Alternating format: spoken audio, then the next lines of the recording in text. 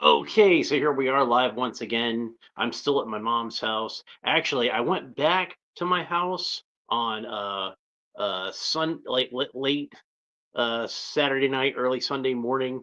I was back at my house, but I don't do videos on Sunday, so uh by the time I come back over here, it's time to do another video.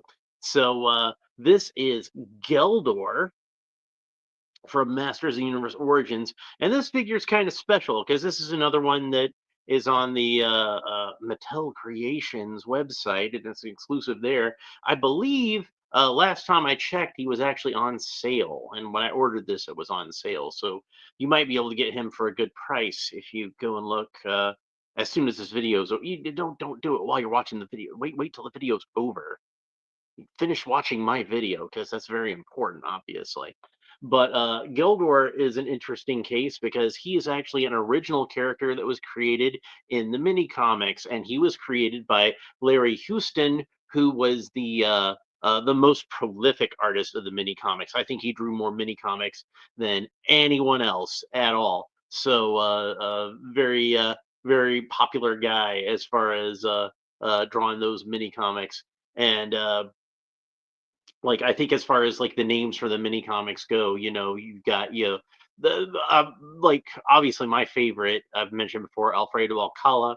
You got the great Bruce Timm, who cut his teeth doing He-Man mini comics in the years before he did Batman the animated series. He was doing He-Man mini comics. You got Mark Texeria, who also had a very prolific comic book career doing things like Ghost Rider, Wolverine. He's very popular in the 1990s. I remember seeing his artwork a lot back then.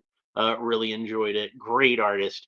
But when he was doing He-Man, he was doing the DC produced mini comics, and he was just getting started. And he had a good style, like a kind of Neil Adams kind of style. But it's kind of funny that I should mention Mark Texeria because I do have with me because this is why I didn't do this on the last episode. So I wanted to make sure I had this with me. My big book of He-Man mini comics, and I have it because it's got that fancy ribbon bookmark in it.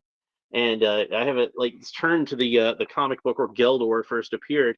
Now, one of the things that I always say complimentary about Larry Houston and his He-Man mini comics is that he was the one out of all the artists that drew these He-Man mini comics. He was the one that I felt like was stayed the closest on model to the filmation animation, which is a good thing considering how popular that cartoon was at the time.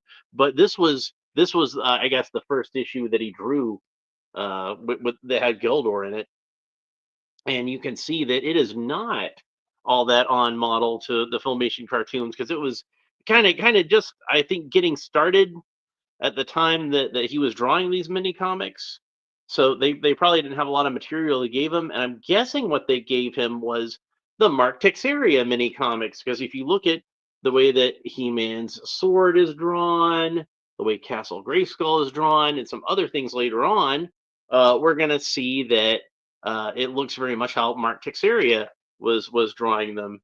And even the sorceress here, she is wearing the bird headdress, but it kind of looks like to me this is an unusual outfit for the sorceress. She usually doesn't have armbands like this, and I think this was the first time she was drawn with a snake staff.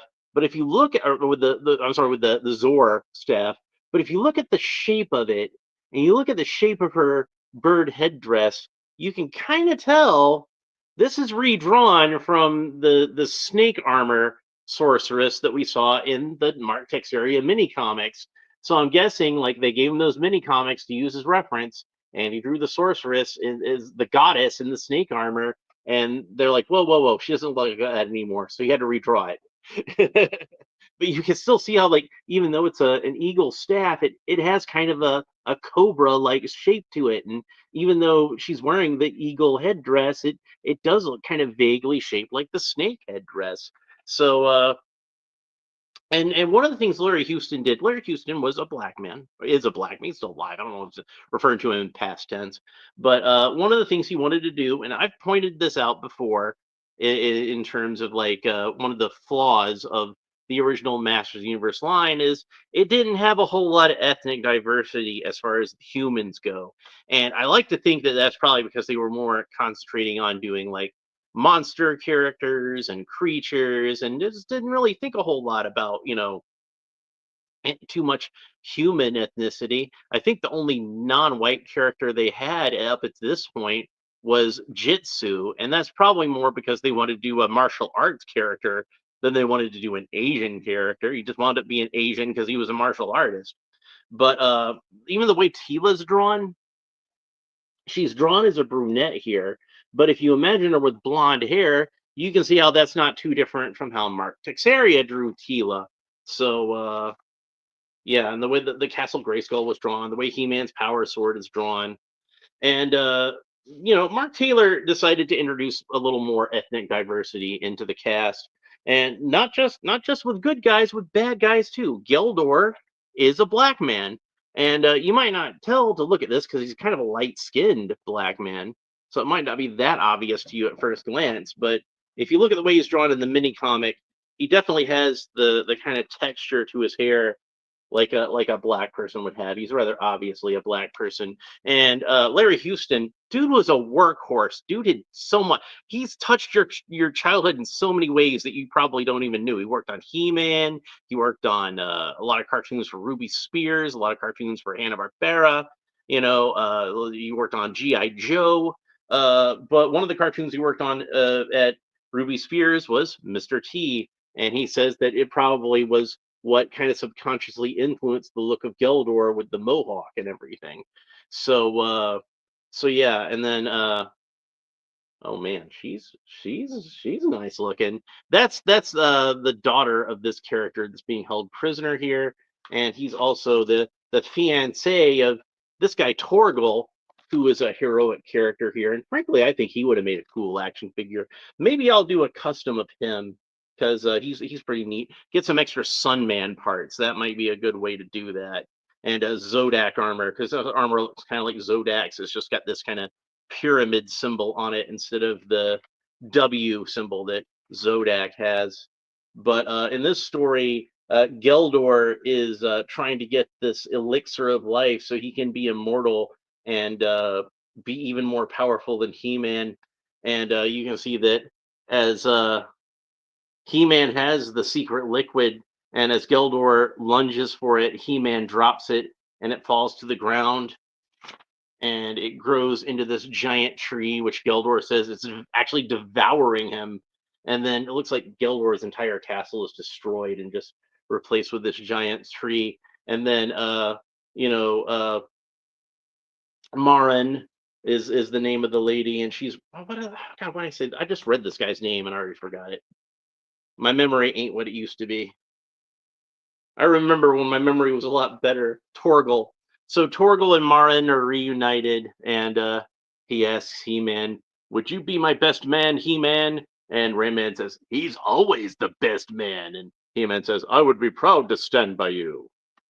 He-Man, you are a man of honor and true champion of Eternia."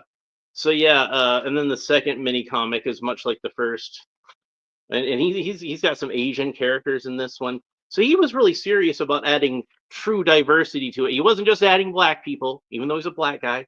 He was adding Asian characters. He was adding Native American characters, or at least coded Native American. I mean, they were Eternian, so they weren't really from America, but you know what I mean.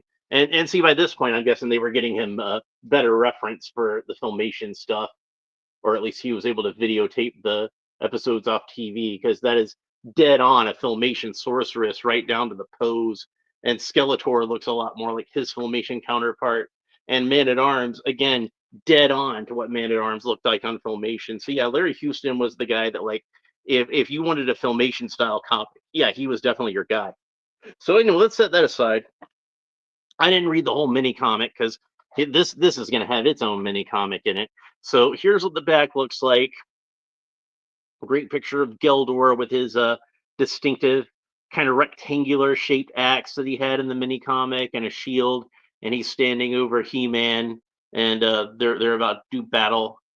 And there's Marin from the mini comic. She's been captured by this creature, and she's still wearing that same torn up dress she was on the Illusion, and like other characters from the mini comics. So that's cool. So let's go ahead and take this out, and of course it's got this removable backing on it, and it's got the weird sort of thing where like they put a hole punch in there, but there's not actually a hole punch in the plastic shell, so that doesn't help us out. And you know what? I forgot to bring an X-Acto knife back here with me when I came back to this back room to do the cartoon. So we're just gonna have to power through it. We're just gonna have to rip everything out of there like a savage.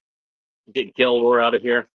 Now I always thought to myself, Geldor would be a really easy custom figure to do, especially if you get your hands on a Mr. T head.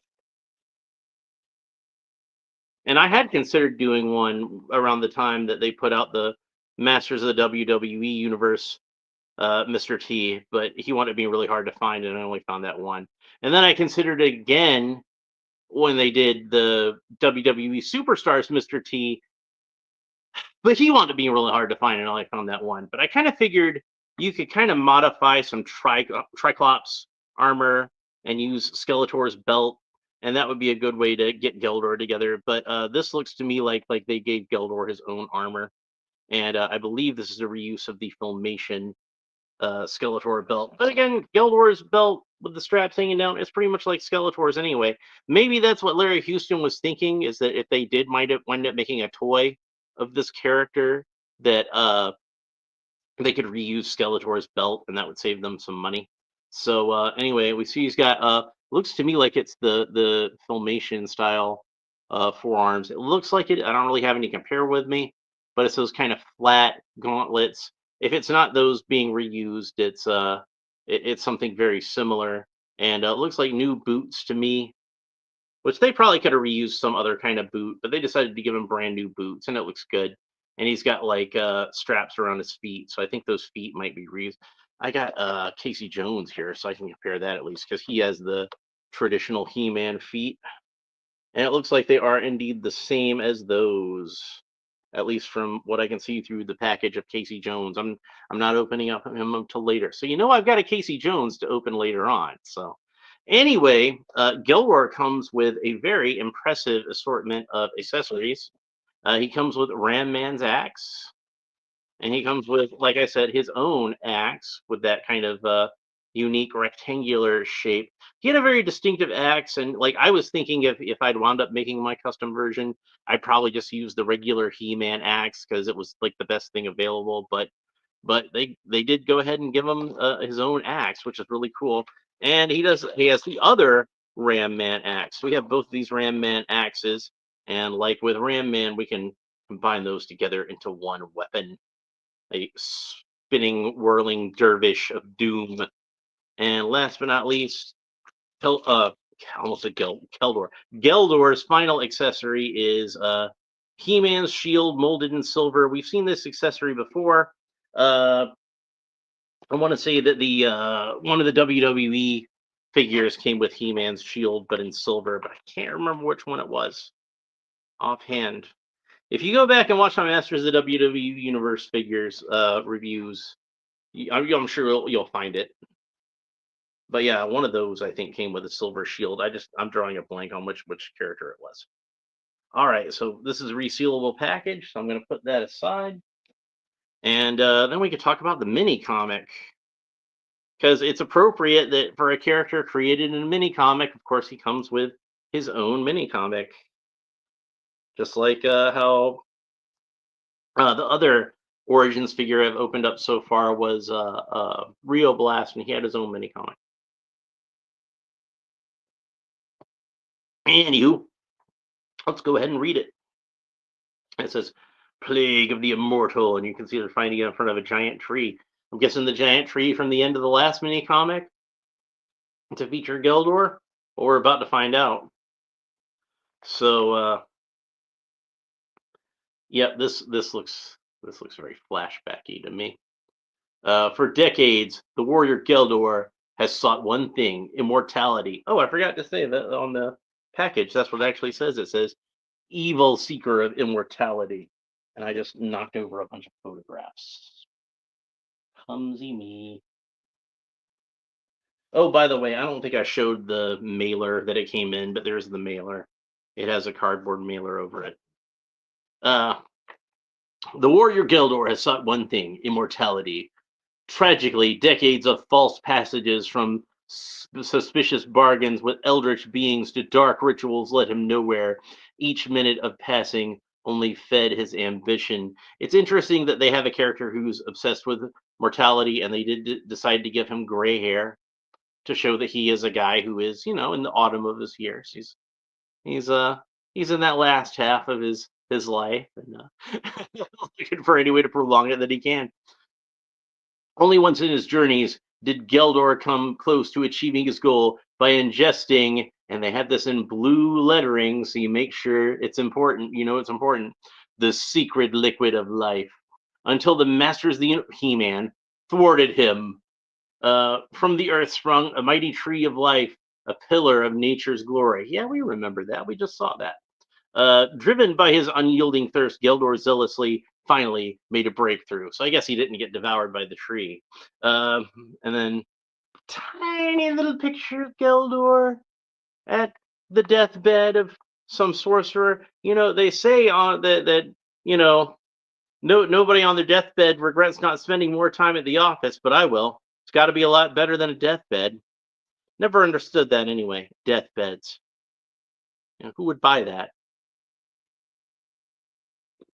Anyway, so the necromancer says, "Use your fortune to care for my family after I pass, and I shall give you the secret of immortality." Well, dude, if you know the secret of immortality, what the hell are you doing on your deathbed? Something ain't jiving about that. I'm sorry. And Gordo says, "You promised me eternal life while you were on the verge of death." He's smart enough to figure it out. And then the necromancer says, "I would never wish eternal life on my greatest enemy, let alone myself." Geldor had no such qualms. Were he to cleave the tree of life in twain and drink its heart of amber forever, his life would be his. The necromancer exhaled his last breath. As soon as he did, Geldor forgot his promise of payment. Geldor's a real jerk. And then the sorceress says, "Of course, the secret liquid of life, its potency still exists. It resides at the heart of the tree of life itself." And He-Man is riding forth on Battle-Cat. "He-Man, Eternia is in dire need of your aid." And it looks like she's drawn with the same sort of snake staff that Larry Houston drew with in the book, where it's almost kind of redrawn from a snake staff, the eagle staff. As we speak, Geldor leads a battalion poised to cut down the tree of life. And there we see Geldor leading a battalion to go cut down the tree of life. And they all look kind of like the Shredder. Maybe this was a precursor to Turtles of Grayskull, or maybe this takes place after Turtles of Grayskull, and Shredder just made such a fashion statement that they they got oh, hey, he looks cool, let's copy that. Okay, Prince Dacon is back. You can see there he is with Mossman, and it says Mossman stands beside Prince Dacon, observing Geldor's army approaching in the distance. "Geldor's forces are willing to die for this cause. He promises them immortality, the fruits of immortality. The fate of Eternia hangs in the balance." And He-Man says, "You can count on me." And then one of the soldiers says, "Death is our destiny, unless we seize immortality itself. I hope we are not wasting our time, for it is short." And Geldor says, "What choice do you have? Wager on me, and you will be rewarded." I'm trying to do like a William Marshall kind of thing. I love William Marshall, so trying to do like a William Marshall kind of thing for Geldor. I think that voice fits. It's a black man. He's got that regal Shakespearean delivery. He's like William Marshall was just awesome. That guy deserved to be a much bigger star than he actually wound up being. He was Blackula, for crying out loud. I love Blackula. Great movie. Anyway, "I've never betrayed a bargain." We literally just saw you betray a bargain, dude. "Up ahead, the tree of life." And then the allies of Free Eternia prepared for Geldor's offensive. "Stand aside, masters. Bloodshed is unnecessary. Why risk our lives when we can live forever?" And then He-Man says, "The lifeblood of our world is at stake. We will not let you destroy the planet, or we will all die." And then Geldor says, "You leave me no choice then. Forward to battle!" And then you see big battle, He-Man with the power sword looking all badass. And Geldor is fighting off like 20 guys because he's a badass. For days, a great battle ensued. So, however, Geldor's men proved too numerous for the Masters and their forces to repel. "They've breached the wall!" And you see Geldor marching towards the Tree of Life. And He-Man manages to block it with his shield and says, "Geldor, think!" "No, He-Man, I dream." You see him with the Ram Man axe, the big Ram Man axe. And then crunch slams it right into the tree. And you see green goop everywhere with the gold sphere hanging down. And man, that's a really good design. I'll get to that in a second. I like that design though. That should be a figure right there. And then Sorceress says, "Geldor, you've not contemplated the price. Let not me, but someone else far more persuasive show you the error of your ways."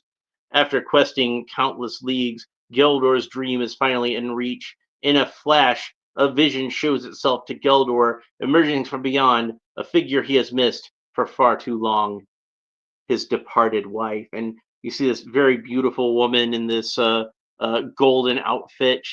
It looks like the kind of outfit that would be consistent with She-Ra characters, but the gold I think makes it look like properly barbarian enough to fit into the world of Eternia. So I just think that's a really great design. I really like the design of that character. I want them to make a figure of her. I would love to have that figure. Anyway, he's kneeling before her, supplicant. And Geldor says, "I've missed you so much, my love. You cannot imagine." "Oh, Geldor, I've been with you all this time." And they embrace. And I'm guessing since she's drawn much younger than Geldor, he must have died. She must have died when he was like young, when they were both young people. And she says, "If you want to live forever, then do something worth remembering. Save Eternia." It was at that moment that Geldor came to an important conclusion. Change is but a decision. And then one of these soldiers says, "Imbecile, if you will not seize destiny, then we will." And He-Man just punches him square in the face and says, Geldor says, "Nothing is more nobler than seizing the here and now. Today is that day, now and forever." And He-Man says, "Eternia shall not fall, for the sake of the selfish few." And then Mossman repairs the tree with his plant powers and says, "So you crave immortality? Enjoy it in your new tomb." No! And he seals the evil soldier up in there. And it says, "We will be together again in time, my love. All in good time." And then she vanishes. The plague knights are vanquished. The tree of life is healed. As for Geldor, he dreamed a new dream. So Geldor learned an important lesson. You got to cue that filmation, that sort of soft He-Man theme in the background. Geldor learned an important lesson, and that's that no person was meant to live forever. You know, our loved ones don't live forever. Would you want to go on forever, missing the people that you love, or maybe you want to go into that next world where they're waiting for you? You know, a lot of people believe that. Some people believe it's just oblivion, but I like to think it's lasting peace on that other side, and we'll see the people that we love again in one form or another. You know, like I don't want to get too deep into religion or anything like that, but one thing that I do believe in is energy, and energy is something that is proven real. It's quantifiable. It exists, and everything that you are, luminous beings are we, not this crude matter. Everything that you are is energy that exists in your mind. Your brain isn't your mind. Your mind is what powers your brain, and your brain is powered by energy. And that energy is, it's your soul. It's your blue force ghost. It's what the Vulcans call the Katra, everything that is not of the body. And I kind of feel like, energy can't be destroyed. We know that energy can't be destroyed, it can only be transformed.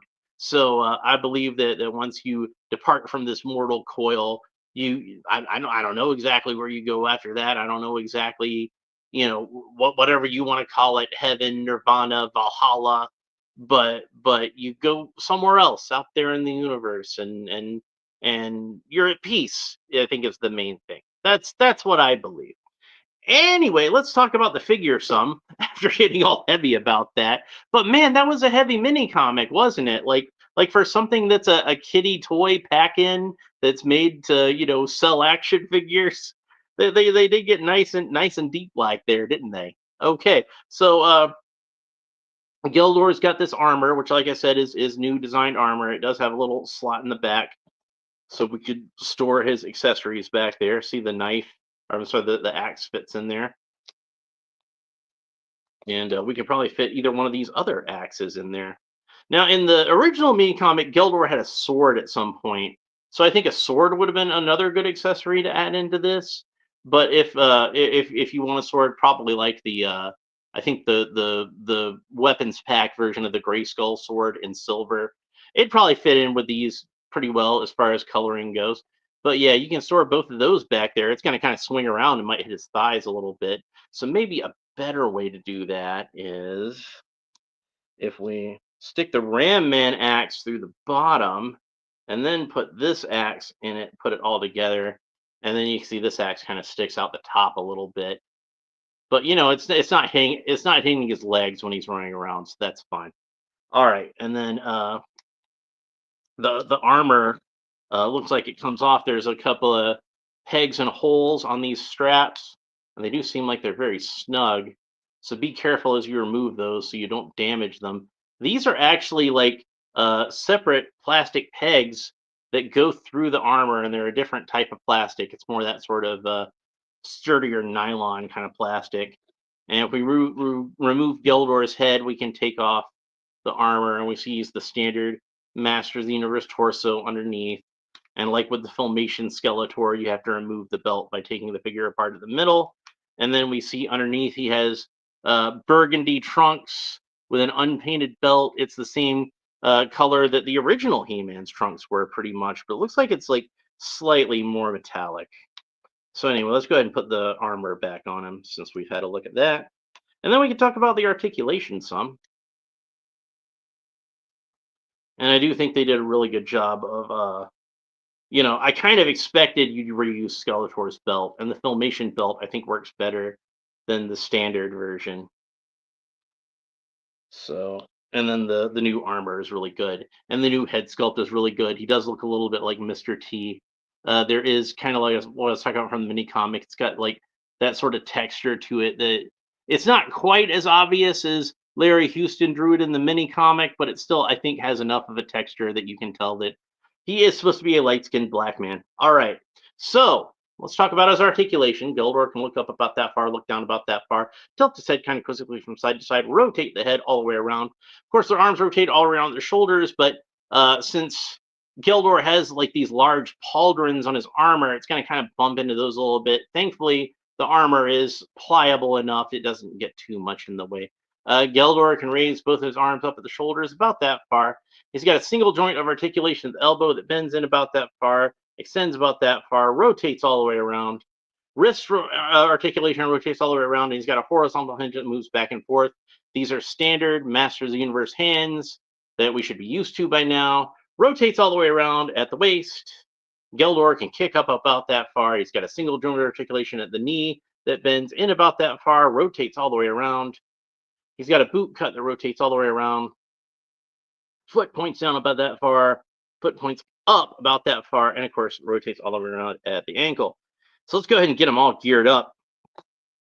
I already talked about how I think storage wise, this is probably the best way to store the 2 additional axes. Dude has 3 axes, so he's literally axe crazy.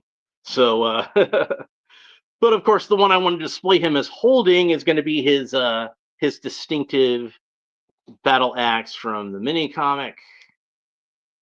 since that's the one that I kind of feel like is the most iconic look for Geldor. I'm glad Geldor got a little bit of redemption in the story. I think that was nice. Larry Houston said that when he was creating characters to add more ethnic diversity, he would strive to create heroic black characters and evil black characters, heroic Asian characters and evil Asian characters. He thought it was fine to have ethnic groups as the villains as long as they got to be the heroes also. And I think that's a good way to do it because honestly, and I've discussed this before on this very channel, the most fun characters in Masters Universe tend to be the bad guys. Like the characters that we like and remember the most tend to be. I mean, we love He-Man, we love Cringer, we love Man at Arms, Tila, sure. Battle Cat, Orko, Sorceress. Yeah. Some of you might have fondness for some of the other hero characters, like say Stratos or Mechanic or Extendar, Rio Blast, or whoever. Personally, I really like Zodak, who is the most neutral of Masters of the Universe characters.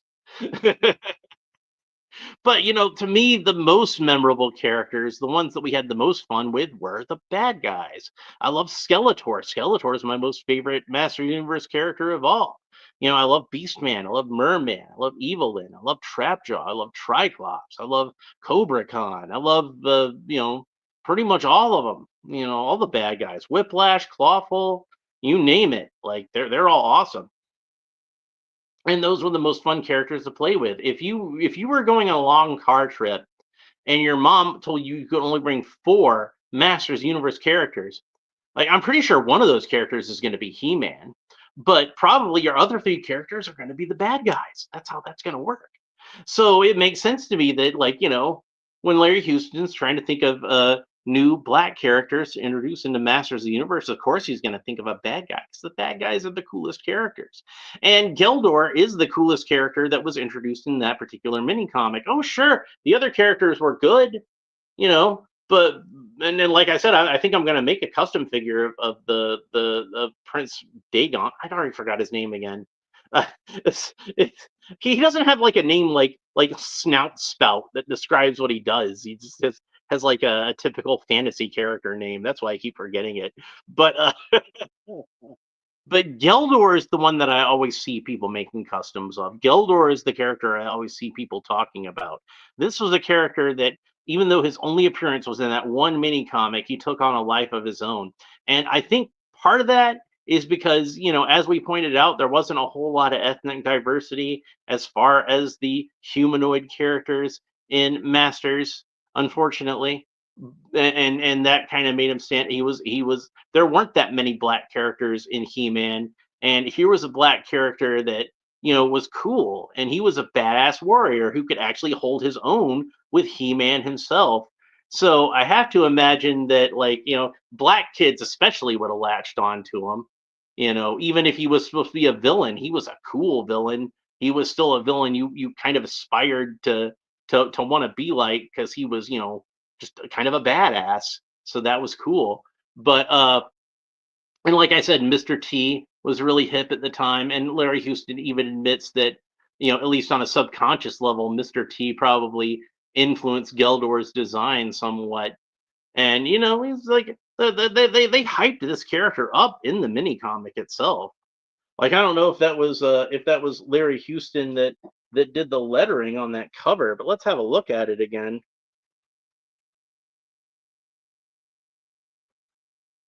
It's really easy to find where it is because the artist right before it is Mark Teixeira, and they both have completely different art styles. But they for a character that was an original character created for the mini comic that didn't have an action figure he was trying to sell. It's kind of unusual to have the character billed by name on the cover. He-Man versus Geldor, like it's a heavyweight championship boxing match.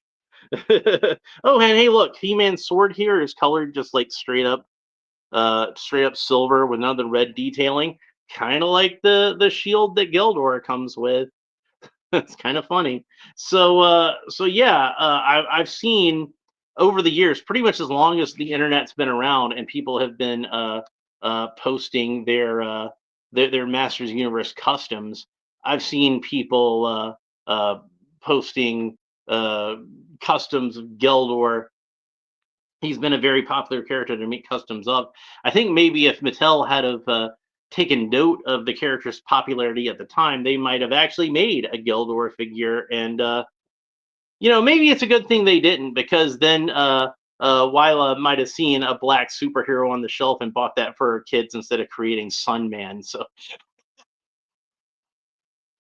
maybe we were better off that Mattel neglected to put any ethnic diversity in their humanoid characters into the line, because then we got Sunman later. Be the change you want to see in the world, right? So anyway, that's pretty much it for Geldor. He's definitely a cool figure and definitely gets a recommend from me. Like I said, I was able to get him when he was on sale on the Mattel Creations website, and he might still be on sale now. I don't know.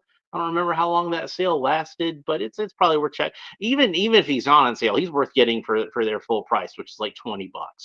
Not much more than a retail Master Universe Classics figure is. Only a couple of bucks more. And if you buy more stuff, you're saving on shipping, so that helps too. But yeah, he's a really cool figure. I'm definitely glad I got a hold of him. Anyway, that's pretty much it for Geldor. I hope you enjoyed this episode. I'll be back tomorrow with something else, but I haven't decided what yet. I think I might go ahead and open up what should I do? I got that He-Man versus Vecna set. They had it on sale at Target for like 15, 17 something bucks. So I got that. And I've got the Turtles of Grayskull, the Stealth Ninja He-Man. So I probably need to open that at some point. So it's probably going to be one of those two. I haven't really decided yet. We'll see what I'm in the mood for later on tonight when the mood strikes me. So technically, I already opened up Stealth Ninja He-Man because I had one that the glue on the packaging was just weak, and it literally just fell off. So I figured, well, he's opened anyway. But I got an extra one of those because I wanted an extra one for parts anyway. So we'll be talking about we'll still have an unboxing for that one, so that'll be cool. And I'll show you something that I did with the custom wise with the one that I already have. I did something interesting with it, so I think you'll be intrigued to see that. If that's not a teaser, I don't know what is. Anyway, that's it for this episode. I hope you enjoyed it. If you did, please make sure you like and subscribe and all the fun YouTube stuff down below. Leave a comment. Let me know what you think about Geldor, both the character in general and this figure specifically. And we will talk to you next time. Bye.